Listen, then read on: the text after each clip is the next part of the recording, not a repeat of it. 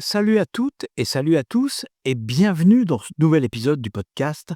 Aujourd'hui, on va parler d'un sujet qui touche tout le monde, que vous soyez entrepreneur, salarié ou même freelance. Comment équilibrer sa vie pro et sa vie perso? Vous le savez, c'est l'un des plus grands défis de notre époque. Alors, comment on fait pour jongler entre le boulot, la famille, les amis et le temps pour soi? Rassurez-vous, je suis là pour vous donner des conseils pratiques et des actions concrètes pour trouver cet équilibre et vivre mieux sans stress. Allez, c'est parti pour 10 minutes de bonnes vibrations, d'astuces simples et efficaces et surtout d'un peu de légèreté pour aborder un sujet qui peut parfois nous donner des sueurs froides. Alors, avant de rentrer dans le vif du sujet, parlons rapidement de pourquoi il est si important de trouver cet équilibre. On sait tous, quand la balance penche trop d'un côté, que ce soit du côté pro ou perso, ça peut vite créer des frustrations, du stress, voire du burn-out. Si vous bossez non-stop, vous risquez de négliger vos proches, vos loisirs et même votre bien-être personnel. A l'inverse, si vous laissez trop de place à la détente sans organiser votre vie pro, vous pouvez vite vous sentir dépassé par le travail.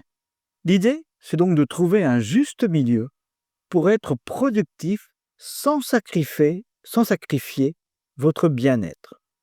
C'est là que mes conseils entrent en jeu. On va voir comment mettre en place des petites actions au quotidien pour vous aider à mieux gérer cette fameuse balance. Alors on commence par un conseil simple, mais surtout essentiel, et j'oserais dire que je ne sais pas appliquer. Il faut apprendre à dire non. Vous connaissez cette situation où votre patron vous demande de finir un projet urgent alors que vous aviez prévu une soirée tranquille, ou quand un collègue vous demande de l'aide alors que vous êtes déjà débordé. Il faut savoir poser des limites, dire non. C'est pas un manque de gentillesse, c'est juste reconnaître que vous ne pouvez pas tout gérer en même temps. C'est crucial pour protéger votre temps perso et ça va vous permettre de rester efficace au boulot. La prochaine fois qu'on vous demande de faire quelque chose alors que vous êtes déjà bien occupé, essayez une réponse comme Je suis déjà sur un autre projet, je peux peut-être t'aider demain. Ne dites pas donc brutalement, mais vous pouvez montrer que vous avez des priorités. La clé de l'équilibre entre vie pro et vie perso, c'est souvent une bonne organisation. Et pour ça, rien de tel que de mettre en place des routines. Ça peut paraître un peu rigide, mais en fait, une bonne routine vous aide à gagner du temps et à libérer de l'espace mental pour vos loisirs et votre famille. Par exemple, le matin, essayez d'avoir une routine qui vous permet de démarrer la journée du bon pied. Par exemple, réservez-vous 15 minutes pour faire une petite activité qui vous fait du bien. Lecture, méditation, sport. Ça vous permet d'avoir une bonne énergie avant de vous plonger dans le boulot. Pendant la journée, définissez des créneaux horaires pour vos tâches les plus importantes. Par exemple, de 9 heures à 11 heures, vous travaillez sur vos projets prioritaires. Puis de 11 heures à 12 heures, vous répondez à vos emails. L'idée, c'est de compartimenter votre temps pour rester efficace et ne pas vous éparpiller.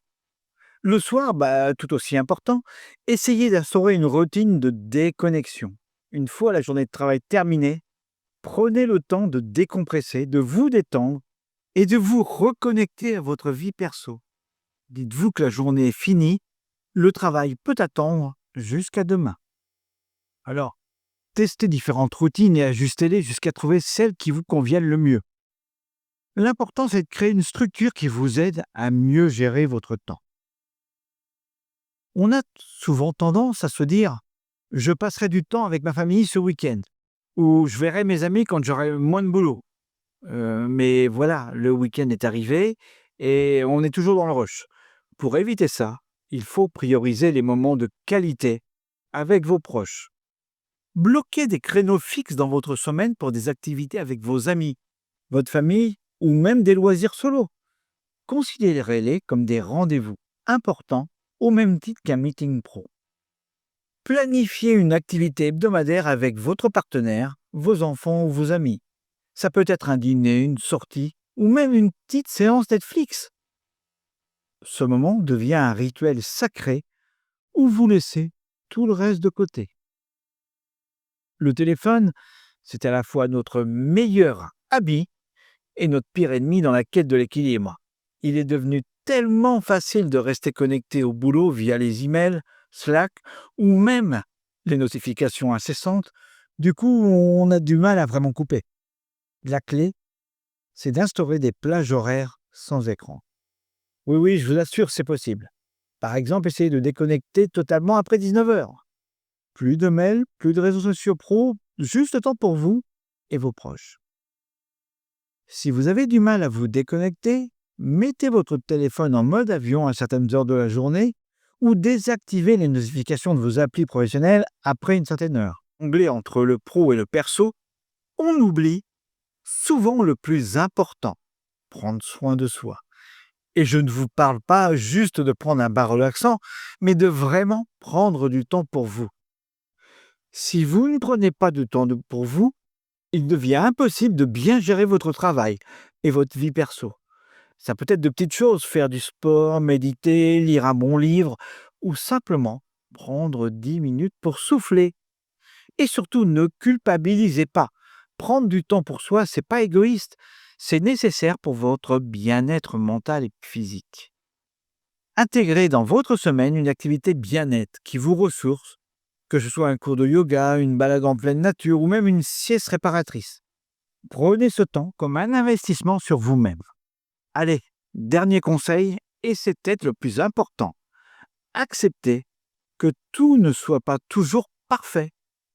Vous n'allez pas toujours réussir à équilibrer parfaitement votre vie pro et vie perso. Et c'est OK. Parfois, il y aura des semaines où le boulot prendra plus de place et d'autres où votre vie perso passera en priorité. L'important, c'est d'être flexible et de ne pas se mettre trop de pression. Vous êtes humain et trouver l'équilibre, c'est un processus qui évolue. Prenez chaque jour comme il vient et surtout, félicitez-vous pour votre petite victoire chaque jour, même si tout n'est pas parfait. L'important, c'est de garder en tête votre bien-être global. Voilà, vous avez maintenant quelques clés pour mieux équilibrer votre vie perso et votre vie pro. N'oubliez pas que c'est un équilibre fragile qui demande des ajustements constants, mais avec les bons outils et la bonne attitude, vous pourrez y arriver. Le plus important, c'est d'être bienveillant avec vous-même, de poser des limites, de créer des routines et surtout de prioriser ce qui compte vraiment dans votre vie. Merci à toutes et merci à tous de m'avoir écouté. J'espère que ces quelques conseils vous aideront à trouver un peu plus d'harmonie dans votre quotidien. Si vous avez aimé cet épisode, n'hésitez pas à le partager et à me laisser un commentaire. On se retrouve très bientôt pour un nouvel épisode plein de bonnes vibrations et de conseils pratiques. À très bientôt et prenez soin de vous.